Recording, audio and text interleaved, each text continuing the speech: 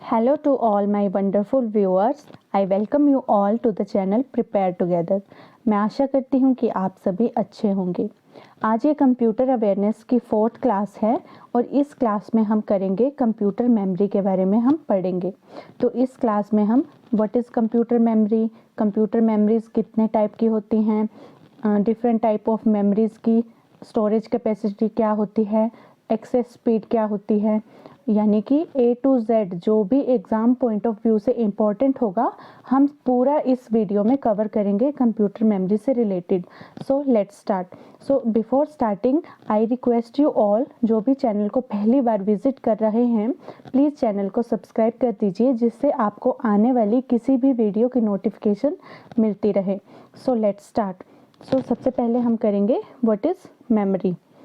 देखिए कंप्यूटर में मेमोरी क्या होती है, जिस तरह से ह्यूमन में ब्रेन होता है जो कुछ भी याद करने का काम करता है, उसी तरह से कंप्यूटर में मेमोरी होती है जो कुछ भी डेटा को स्टोर करने का या कुछ भी याद रखने का काम करती है कंप्यूटर में मेमोरी।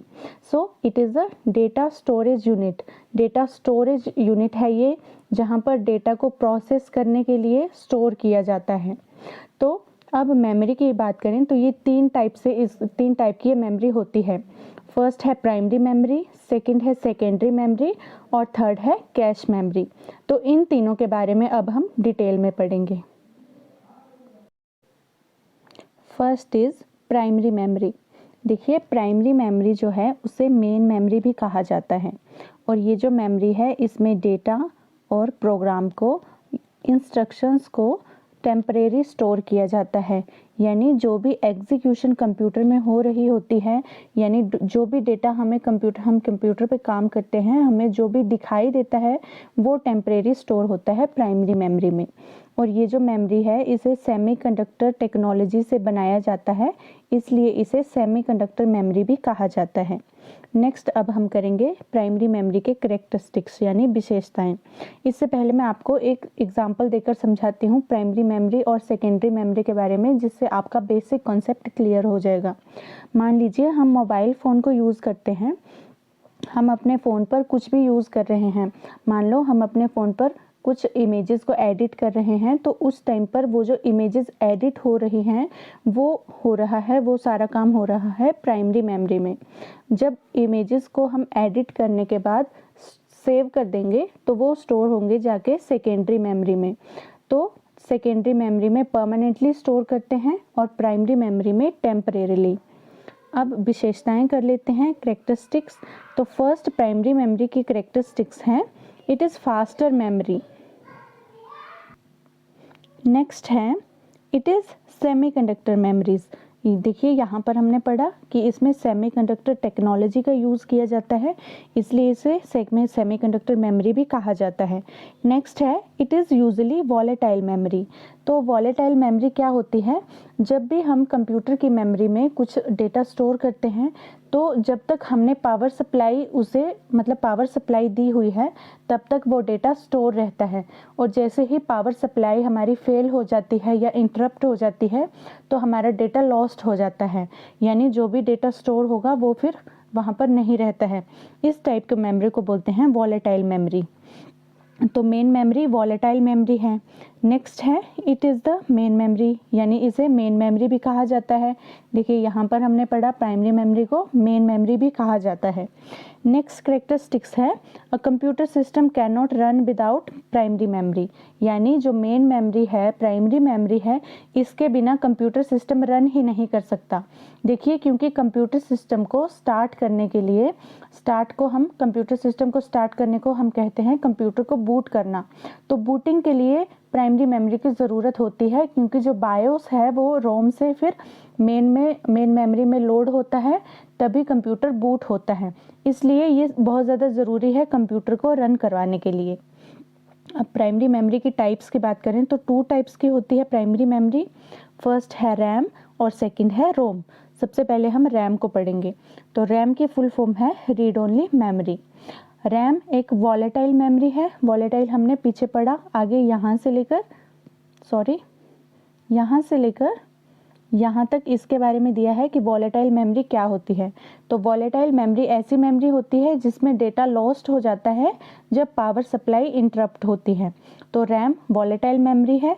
नेक्स्ट, कंप्यूटर को बूट करने के लिए रैम का यूज़ किया जाता है और डेटा और प्रोग्राम को टेम्परेरी स्टोर किया जाता है रैम में।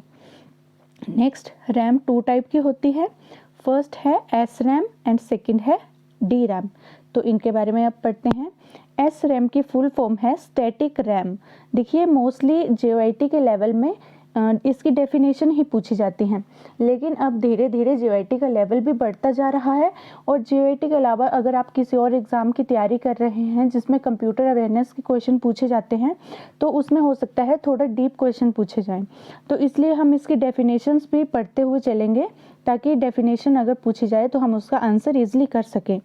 तो एस रैम, देखिए एस रैम में स्टैटिक रैम में ट्रांजिस्टर्स और सर्किट का यूज़ किया जाता है और इसमें देखिए फ्लिप फ्लॉप का यूज़ किया जाता है डेटा को स्टोर करवाने के लिए और एक फ्लिप फ्लॉप में 1 बिट स्टोर की जाती है।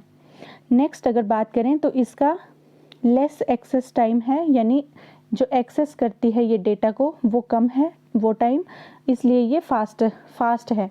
देखिए जितना एक्सेस टाइम कम होगा उतनी ही मेमोरी फास्ट होगी। नेक्स्ट करते हैं डी रैम। तो डी रैम की फुल फॉर्म है डायनेमिक रैम। इसमें कैपेसिटर्स का और ट्रांजिस्टर का यूज़ किया जाता है डेटा को स्टोर करवाने के लिए और इसमें थाउजेंड्स ऑफ मेमोरी सेल्स होते हैं, बट इसमें जो कैपेसिटर होते हैं उसको कुछ टाइम के बाद उसको रिफ्रेश करना पड़ता है। इसको फ्यू मिली सेकेंड्स के बाद रिफ्रेश करना पड़ता है कैपेसिटर्स को। और अगर डी रैम की स्पीड की बात करें तो ये एस रैम के कंपैरिजन में स्लो होती है। Next type of primary memory है रोम। रोम की फुल फॉर्म है रीड ओनली मेमोरी। ये एक नॉन वॉलेटाइल मेमोरी है। देखिए वॉलेटाइल का ऑपोजिट है नॉन वॉलेटाइल। यहाँ से लेकर यहाँ तक नॉन वॉलेटाइल के बारे में बताया है, यानी नॉन वॉलेटाइल हो गया जब पावर सप्लाई फेल होती है तब भी डेटा लॉस नहीं होता है और रोम में डेटा ऑपरेट करने के लिए स्टोर किया जाता है। देखिए इसके नेम से ही पता चल रहा है रीड ओनली मेमोरी, यानी इस मेमोरी में से हम रीड तो कर सकते हैं डेटा को, लेकिन इसमें हम राइट नहीं कर सकते हैं और इसमें परमानेंट डेटा स्टोर किया जाता है। देखिए रोम का जो मेन यूज़ होता है उसमें बायोस की सेटिंग्स वगैरह इसमें स्टोर होती हैं और इसमें जो प्रोग्राम स्टोर होते हैं वो मैन्युफैक्चरर स्टोर करता है, यानी कंप्यूटर को स्टार्ट करने के लिए जो कंप्यूटर की ज़रूरी चीज़ें होती है, जैसे कंप्यूटर का मैक एड्रेस है, कंप्यूटर के स्टार्ट करने के लिए बायोस है, इस तरह की जो ज़रूरी चीज़ें हैं वो सब चीज़ें रोम में मैन्युफैक्चरर के द्वारा स्टोर की जाती हैं। नेक्स्ट बात करते हैं रोम की टाइप की। तो रोम की 4 टाइप्स होती हैं। फर्स्ट है एम रोम। एम रोम की फुल फॉर्म है मास्क रोम और ये जो एम रोम है ये लो कॉस्ट रोम होती है, यानी इसकी कॉस्ट कम होती है। नेक्स्ट टाइप ऑफ रोम है पी रोम। तो पी रोम की फुल फॉर्म है प्रोग्रामेबल रीड ओनली मेमोरी। देखिए इसके नाम से ही पता चल रहा है ये रीड ओनली मेमोरी है जिसको हम प्रोग्राम यूज़र अपने अकॉर्डिंग प्रोग्राम कर सकता है, लेकिन इसमें जो मॉडिफिकेशन होती है वो यूज़र के द्वारा एक बार ही की जा सकती है, यानी एक बार यूज़र को जो मैन्युफैक्चरर है वो ब्लैंक पी रोम प्रोवाइड करता है और यूज़र फिर उसमें अपने रिक्वायरमेंट के अकॉर्डिंग अपने कंटेंट उसमें प्रोग्राम करता है, लेकिन एक बार प्रोग्राम करने के बाद इसे इरेज नहीं किया जा सकता या फिर रीराइट नहीं किया जा सकता है। नेक्स्ट टाइप ऑफ मेमोरी है ई पी रोम। ई पी रोम की फुल फॉर्म की बात करें तो इसकी फुल फॉर्म है erasable programmable read only memory. देखिए इस मेमोरी को पी रोम का एनहांस वर्जन या फिर एक्सटेंशन कहा जा सकता है, क्योंकि पी रोम में हम डेटा को इरेज नहीं कर पाते थे, बट ई प्रोम में हम डेटा को इरेज कर सकते थे, लेकिन इरेज करना इजी नहीं था। इसमें इरेज करने के लिए रोम को अल्ट्रा वायलेट रेज में एक्सपोज किया जाता था नियरली 40 मिनट्स के लिए, उसके बाद ये इरेज हो पाती थी। So next type of memory ROM है ई पी रोम। इसकी फुल फॉर्म है electrically erasable programmable read only memory. So इसे ई प्रोम का एक्सटेंशन बोल सकते हैं। देखिए ई प्रोम में इरेज करना इजी नहीं था, बट ई प्रोम में इरेज करना इजी था क्योंकि इसमें इलेक्ट्रिकली डेटा को इरेज किया जाता था। नेक्स्ट अगर बात करें तो इसमें डिलीट करने के लिए और रीप्रोग्राम करने के लिए 4 to 10 मिली सेकेंड्स का टाइम लगता था, और इसमें अप टू 10,000 टाइम इसे डिलीट और रीप्रोग्राम किया जा सकता था। और any area in EPROM can be wipe, यानी ई प्रोम का कुछ सेक्शन, अगर पूरी ई प्रोम डिलीट नहीं करना चाहें तो हम कुछ सेक्शन को भी डिलीट करके उसे फिर से प्रोग्राम कर सकते थे। नेक्स्ट टाइप ऑफ मेमोरी है secondary memory. So primary memory हमारी यहाँ पर हो चुकी है, अब हम करेंगे सेकेंडरी मेमोरी। तो सेकेंडरी मेमोरी को ऑक्सिलरी मेमोरी भी बोलते हैं और बैकअप मेमोरी भी बोलते हैं। देखिए जैसे कंप्यूटर में हार्ड डिस्क होती है, वो होती है सेकेंडरी मेमोरी, क्योंकि उसमें डेटा परमानेंटली स्टोर रहता है। सो नेक्स्ट बात करते हैं इसके बारे में। तो ये नॉन वॉलेटाइल मेमोरी है। नॉन वॉलेटाइल यानी पावर अगर कट भी हो जाए, हमारी इलेक्ट्रिक पावर सप्लाई अगर हम हटा भी दें तब भी डेटा लॉस नहीं होता है, और इसमें large amount of data store होता है। नेक्स्ट बात करते हैं कि सेकेंडरी मेमोरी, इसे सेकेंडरी मेमोरी भी कहते हैं, इसे परमानेंट मेमोरी भी कहते हैं सेकेंडरी मेमोरी को, क्योंकि परमानेंटली डेटा स्टोर होता है। बट अगर प्राइमरी मेमोरी से इसका कंपैरिजन करें स्पीड के मामले में, तो स्पीड सेकेंडरी मेमोरी की स्लो होती है। नेक्स्ट बात करते हैं कि जो सेकेंडरी मेमोरी है ये सीपीयू को डायरेक्टली एक्सेसिबल नहीं होती है। अगर सीपीयू को सेकेंडरी मेमोरी से कुछ डेटा एक्सेस करना होता है तो उस डेटा को पहले मेन मेमोरी में लोड किया जाता है, मेन मेमोरी में ट्रांसफ़र किया जाता है, देन सीपीयू उसको एक्सेस कर पाता है। अब करेंगे कैरेक्टरिस्टिक्स ऑफ सेकेंडरी मेमोरी, यानी सेकेंडरी मेमोरी की विशेषताएं। तो फर्स्ट है it is slow but reusable. ये स्लो है पर इसको बार बार यूज़ किया जा सकता है। जैसे हमने हार्ड डिस्क में कुछ सेव किया है, हमने कोई सॉन्ग सेव किया है, तो हम उसे डिलीट करके उस स्पेस पर कुछ और डेटा सेव कर सकते हैं। नेक्स्ट है it is reliable and non volatile. ये रिलायबल है यानी भरोसेमंद है, और नॉन वॉलेटाइल है। नॉन वॉलेटाइल हम पहले भी डिस्कस कर चुके हैं। पावर सप्लाई डिस्कनेक्ट होने पर डेटा लॉस नहीं होता है। It is cheaper than primary memory, से ये सस्ती है। नेक्स्ट बात करें तो स्टोरेज कैपेसिटी ज़्यादा है सेकेंडरी मेमोरी की। नेक्स्ट है कि कंप्यूटर सेकेंडरी मेमोरी के बिना रन कर सकता है, क्योंकि इसमें डेटा परमानेंटली स्टोर ही होगा। इसको कंप्यूटर को स्टार्ट करने से या ऑपरेट करने से इसका कोई लिंक नहीं है। नेक्स्ट है इसमें डेटा परमानेंटली सेव रहता है। अब बात करते हैं सेकेंडरी मेमोरी की टाइप्स की। So first type of secondary memory है मैग्नेटिक टेप्स। देखिए मैग्नेटिक टेप्स इस तरह की दिखती थी।